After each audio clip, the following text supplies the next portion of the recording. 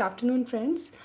हम लोग डिस्कस कर रहे थे नेट कॉमर्स के टीचिंग एप्टीट्यूड के पुराने पेपर सोल्यूशन हम उसके डिस्कस कर रहे थे। अब हम पहुँचे हैं नवंबर 2017 के पेपर पर। तो चलिए शुरू करते हैं। सबसे पहला क्वेश्चन है हमारा question number 11, which of the following set of statements best represents the nature and objective of teaching and learning. तो कौन सा बेस्ट सेट है जो कि टीचिंग और लर्निंग के नेचर और ऑब्जेक्टिव को डिस्कस करता है।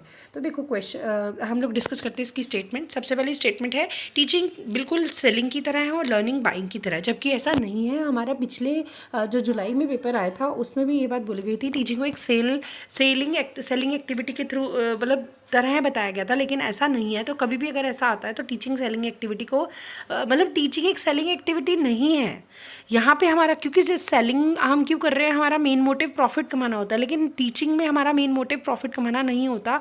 आप इसको सेलिंग एक्टिविटी का मतलब सेलिंग एक्टिविटी नहीं बोल सकते। तो कभी भी ऐसा आता है तो टीचिंग सेलिंग नहीं है, तो फर्स्ट ऑप्शन हमारा गलत हो जाता है। नेक्स्ट है हमारा teaching is a social act while learning is a personal act. बिल्कुल सही बात है, लर्निंग पर्सनलाइज्ड होती है। एक पर्सन जो है वो लर्निंग करता है वो उसकी पर्सनल होती है, ठीक है, लेकिन टीचिंग क्या है, it is a social act. Next है teaching implies learning whereas learning does not imply teaching. मतलब टीचिंग के अंदर लर्निंग आती है, लेकिन ज़रूरी नहीं है कि लर्निंग जो भी है उसके अंदर टीचिंग इम्प्लाई करे। नहीं, लर्निंग के अंदर टीचिंग इम्प्लाई करना ज़रूरी नहीं है, ठीक है। तो इसका मतलब सी ऑप्शन भी हमारा सही हो जाता है।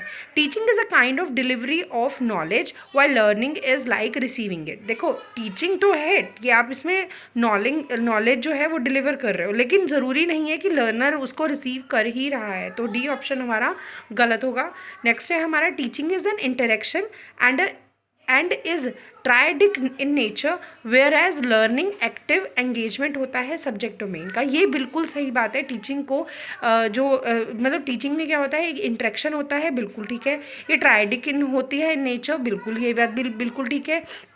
वेयर एज अगर लर्निंग की हम बात करें तो एक्टिव एंगेजमेंट होना मतलब अच्छा माना जाता है, ज़रूरी माना जाता है इन द सब्जेक्ट डोमेन। तो ई हमारा बिल्कुल सही हो जाएगा। तो इस हिसाब से अगर देखें तो हमारा ऑप्शन नंबर 2 जो है वो बिल्कुल सही बैठता है, ठीक है। ऑप्शन नंबर 2 हमारा बी, सी और ई ऑप्शन बिल्कुल सही है। नेक्स्ट है हमारा from the list given below identify करना है हमें लर्नर की कैरेक्टरिस्टिक्स को which would facilitate teaching learning system to become effective. हमें इसमें जो करेक्ट कोड है वो चूज़ करना है। देखो सबसे पहला क्या है कि क्या प्रायोर नॉलेज होनी चाहिए लर्नर को। तो क्या होनी चाहिए, बिल्कुल होनी चाहिए। प्रायोर नॉलेज मायने रखती है। आप लर्नर की बात कर रहे हो, उसके बेस का हमें पता होना चाहिए, तो हम उसे और अच्छे से पढ़ा पाते हैं। नेक्स्ट है लर्नर की फैमिली का लाइनेज। क्या फैमिली की लाइनेज का कुछ लेना देना है लर्नर की कैरेक्टरिस्टिक से, मतलब सीखने वाले की फैमिली का लाइनेज उससे कोई मैटर मतलब उसका कोई मैटर नहीं होगा, ठीक है। नेक्स्ट है हमारा एप्टीट्यूड ऑफ द लर्नर। हाँ, एप्टीट्यूड ऑफ द लर्नर हमारे को हेल्प करेगा उसके बारे में जानने के लिए, ताकि हम एक सही मेथड ऑप्ट कर सके लर्नर को चीज़ें सिखाने के लिए, उसको टीच करने के लिए। लर्नर का स्टेज ऑफ डेवलपमेंट, लर्नर का स्टेज ऑफ डेवलपमेंट भी मायने रखता है कि वो एक मतलब यंग है, छोटा है, मैच्योर स्टूडेंट है, किस तरीके से है, हमें अपनी चीज़ों को भी अकॉर्डिंगली मतलब स्टेज ऑफ डेवलपमेंट भी मायने रखता है। उसकी फूड हैबिट्स एंड हॉबीज़ नहीं, उसका रिलीजन एफिलिएशन बिल्कुल भी नहीं, बिल्कुल क्लियर है, बिल्कुल आसान है कि इस बात से कोई फ़र्क नहीं पड़ता वो कौन से रिलीजन का है। इससे लर्निंग एक्टिविटीज़ पर कोई फ़र्क नहीं पड़ता। तो 12th का आंसर हो जाएगा हमारा आंसर नंबर 1। नेक्स्ट क्वेश्चन है हमारा अजर्शन इन रीजनिंग दिया है हमें। अजर्शन क्या बोल रही है कि ऑल टीचिंग इम्प्लाइज लर्निंग, कि सभी तरीके की टीचिंग में लर्निंग होती है। हमने अभी ये बात पढ़ी और हमने ये बात बोला कि हाँ ऐसा होता है। Learning to be useful, learning को यूज़फुल बनाने के लिए ज़रूरी है कि ये टीचिंग से होकर निकले। अब हमें बताना है इसके बेस पे।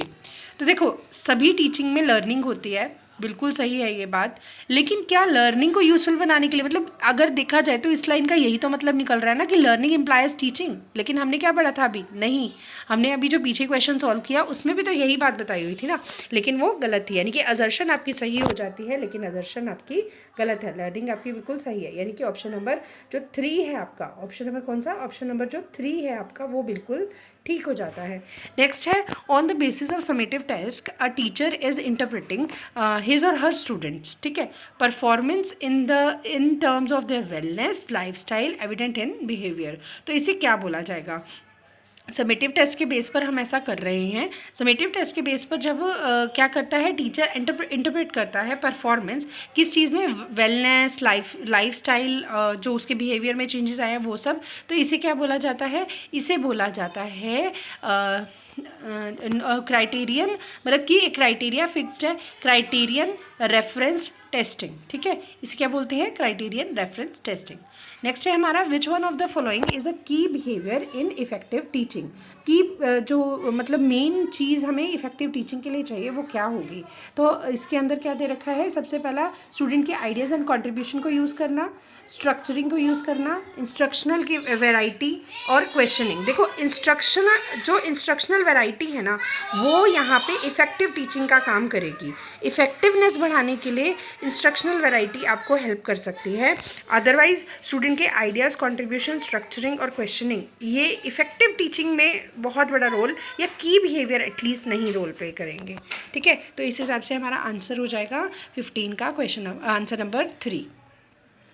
तो अगर अब हम सम अप करें और देखें तो हमारे क्वेश्चन के आंसर जो बनते हैं, क्वेश्चन नंबर 11 जो था उसका आंसर है बी, ठीक है, यानी कि फर्स्ट का बी, फिर 1, फिर 3, फिर 4 और फिर 3, ठीक है। तो नोट डाउन कर लेना है इसमें। इसके बाद कल 8 मई को हमारा आज का टारगेट था 3 वीडियोस को कंप्लीट करना, वो हम कर चुके हैं। कल हम आगे की 3 वीडियोस को डिस्कस करेंगे, यानी कि जनवरी 2017 के पेपर को हम डिस्कस करेंगे। Thank you so much.